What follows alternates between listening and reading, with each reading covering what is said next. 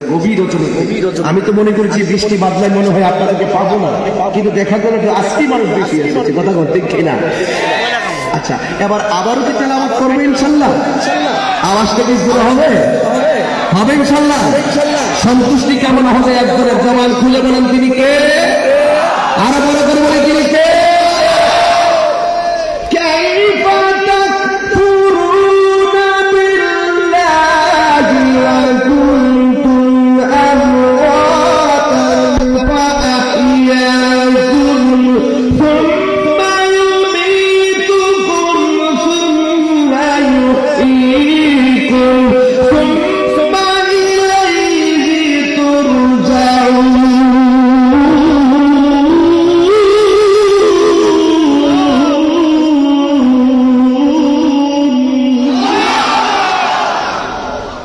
হায়াতের মালিককে, আর জবান খুলে কোন হায়াতের মালিককে, হিসাব নিকাশ যিনি করবেন তিনি কে?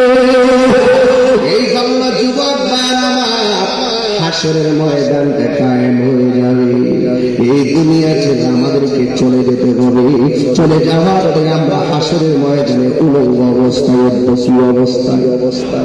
উলঙ্গ অবস্থায় উঠবো। কেউ তাহার দিকে এক সেকেন্ড তাকাইবার সময় পাবে না। মাথার উপরে সূর্য, সুরমার কাঠি যত বড় এই পরিমাণ উপরে সূর্য থাকবে, মাটিগুলো থাকবে দাবা, নিজের ঘামের নিজেরা সাঁতারে কাটবে। ও বাবা রে, সেই দিন সমাজ জমানে বলে কাঁদবে। আল্লাহর হাবিব বলেন সেই কঠিন মুসলতে সর্বপ্রথম আমার আল্লাহ নামাজের হিসাব নিবেশ। কথা বলেন ঠিক কিনা? ওই নামাজ আমরা চাই কি চাই না? আরো বড় করে বলেন চাই কি চাই না? ওই নামাজ হিসাব নিবে। 50,000 বছরের মানুষ দাঁড়িয়ে থাকবে, বিচারটাই শুরু হবে না। যার কথার দ্বারা হাসরের মাঠের বিচার শুরু হবে এই হলো তোমার আমার মায়ার নবী রহমাতুল লিল আলামিন। চিৎকার মেরে বলুন সুবহানাল্লাহ।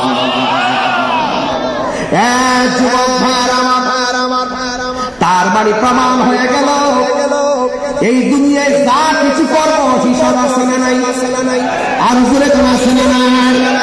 ও বান্দা, আজকে সিফাতুলি কামিল মাদ্রাসা মাদ্রাসা এত বিশাল মুবারক, এত বছরে এত বিশাল মুবারক, এত উলামায়ে কেরাম আপনাকে বলতেছে আপনি নামাজ পড়েন, উলামায়ে কেরাম আপনাকে বলতেছে আপনি রোজা রাখেন, উলামায়ে কেরাম আপনাকে বলতেছে আপনি হজ করেন, উলামায়ে কেরাম আপনাকে বলতেছে যাকাত দেন, উলামায়ে কেরাম বলছে ইবাদত করেন, উলামায়ে কেরাম বলছে নবীকে মহব্বত করেন, উলামায়ে কেরাম বলছে আউলিয়া কেরামের সহবতে যান, উলামায়ে কেরাম বলছে মা বাবার খেদমতে যান, উলামায়ে কেরাম বলছে কোরআন পড়ো, উলামায়ে কেরাম বলছে নিজের জীবনকে সাজাও।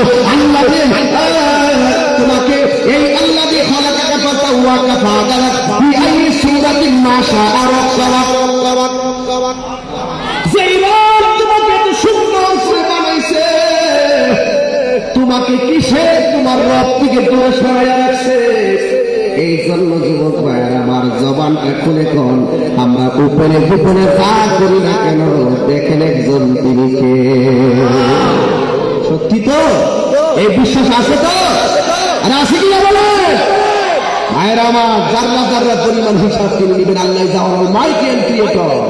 আমরা এত নাফরমানি করি, আরে আজকে রোজা লাগাই খেদিনের বেলা যারা ভাত খাইছে, ইচ্ছা করলে আমার আল্লাহ মাছের কাটা গলায় লাগাইয়া তোমাকে ফুটা মারিয়া দিতে পারতো।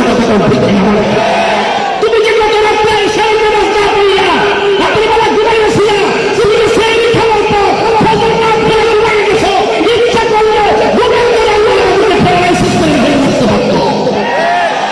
ওই মুগ্ধম থেকে তুমি আনহিয়া মাহুন, তুমি অনেক কিছু করতেছো। আল্লাহ তোমাকে সুযোগ দিছে মানে মনে করো না যে আল্লাহ তোমাকে ছাড় দিয়েছে, কিন্তু হাসরের মাঠে ছেড়ে দিবে। একটু অবকাশ দিছে তোমার জন্য। কেন জানেন? ওয়াহুয়াল গাফুরুল ওয়াদুদ, he is the forgiving and loving. তিনি প্রেমময়, তিনি ক্ষমাশীল, তিনি বান্দারে বড় দয়া করে বানাইছে।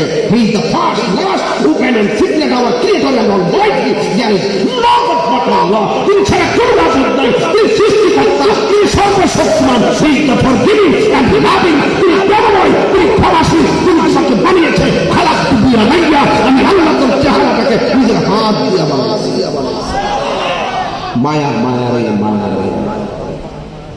বান্দার প্রতি আল্লাহর মায়া আসে না নাই?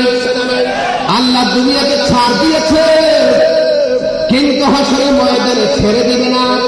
যাররা যাররা পরিমাণ হিসাব গ্রহণ করবে। হাসরের ময়দানটা সামনে আছে, এই জন্য আমি এই বিষয়ে আলোচনাটা শুরু করলাম। ও যুবকের দল, আল্লাহ রাব্বুল আলামিনের হাবিব বলেছেন হাসরের ময়দানে সব নফসি নফসি বলে কাঁদবে। আজকে মনে বড় দুঃখ লাগে, আহলে হাদিসের এক বড় হুজুররা কি করে কিছু বলতাম না বাজার, আমার তো বাজার না বললে আমার মানে শান্তি লাগে না। সবাই বলে, আমি বলি আর টিকটক বলুন, এরা হলো টিকটক বলবি। আহলে হাদিস যারা, এরা হলো টিকটক বলবি। এই টিকটক বলবিকে জোর করায় ফেসবুক দাম হতো। আমার যুবকগুলো দেখি পোলাপানগুলো কোথায়? টিকটক মৌলবীদের যন্ত্র, ফেসবুক কি আরো বড় করে কর, আর ইউটিউব নিহত। ইউটিউব আর গুগল তো পুরো আইসিইউতে, গুগল পুরো আইসিইউতে। ওরা গুগলের ভিতরে যা আছে উল্টা পাল্টা ঢুকে গেছে। আমরা আকারের যারা কিতাবের লাইব্রেরি, জীবন্ত লাইব্রেরি কথা বলতে, আমাদের এই হুজুররা আমাদেরকে এলেমের কথা, আমলের কথা, ইমানের কথা, মহব্বতের কথা হৃদয়ে গ্রাস করে দিয়েছেন, যেটা হাসরের মাঠে কাজে লাগবে। আর ওরা নিজস্ব মন করা কথা গুগলের ভিতরে ঢুকাই দিয়ে দিচ্ছে। ওরা জানে না গুগল টুগুল যা আছে সব দিন হয়ে যাবে। অন্তরের তাকওয়া, অন্তরের রিয়াজত, অন্তরের ভালোবাসা, অন্তরের মহব্বত সব হাসরের ময়দানে হয়ে যাবে।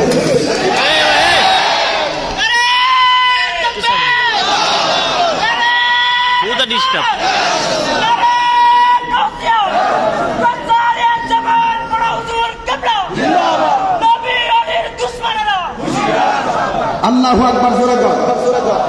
তাইলে আপনারা কি আমার কথা বুঝতেছেন? ওরা যেটা টার্গেট করছে, ওরা টার্গেট করছে দুনিয়াদারি, আর আমরা টার্গেট করছি ওই আখিরাত। ওখানে আমাদেরকে ভালো থাকতে হবে। এই দুনিয়ায় কর্ম করব নবীর জন্য, কাউকে ভালোবাসবো নবীর জন্য, কাউকে ভালোবাসবো আল্লাহর জন্য।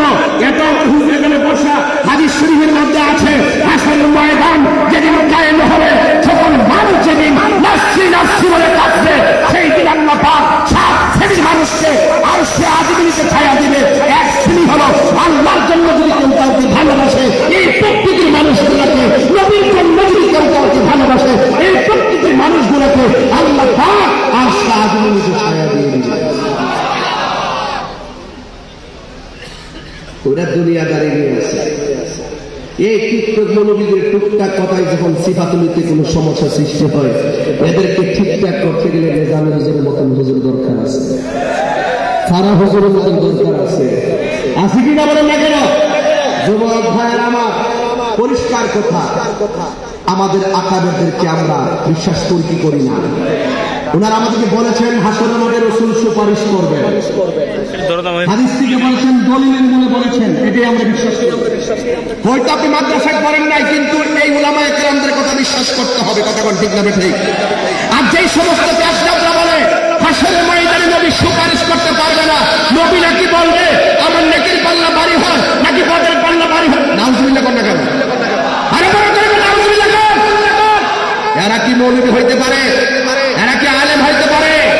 এরা হলো জালেম, ইমান ধ্বংসকারী। কথা বলে ঠিক কিনা বলেন? এদের সাথে হয়তো সুন্নাত ওয়াল জামাতের কোনো সম্পর্ক নাই। আমার হাতের লেখা একটা গজল আছে, হ্যাঁ, এই গজলটা আমি বলেছিলাম, নিজের হাতে লিখছিলাম। তুমি ওদের আশা একটা মনে প্রশ্ন করি, বাবা আপনি আপনার কতজন মাত্র পড়ছে, কবুল হয়েছে কি সুন্দর পরিবার। এই বিচিত্র কি সুন্দর হচ্ছে যে কত সমাজে করছি এটা কবুল হয়েছে কিনা আমি জানি না। এবার আমিও বলি সব দিন রাখছি কবুল হয়েছে কিনা জানি না। আমি যে নামাজ পড়ছি কবুল হয়েছে কিনা জানি না। আমি যে রোজা রাখছি কবুল হয়েছে কিনা জানি না।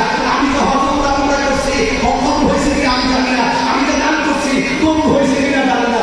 তো আমি আমার কাছে গ্যারান্টি কারণ নাই ওয়ারেন্টি কারণ আমার মধ্যে আছে তিনি উদ্যোগ একটা দিন আছে যদি বলেন যে কি আছে আমি বলবো যে আমার উপস্থিত কবুল হয়েছে কিনা সন্দেহ কিন্তু আমি এমন একটা কাজ করছি বা এমন একটা বিষয় ধারণ করি সেটা আমার ক্ষমা করে গেল আমার নবী আমরা এমন ভাবে ভালোবাসি যে ভালোবাসার ভিতরে চুল পরিমাণ সন্দেহ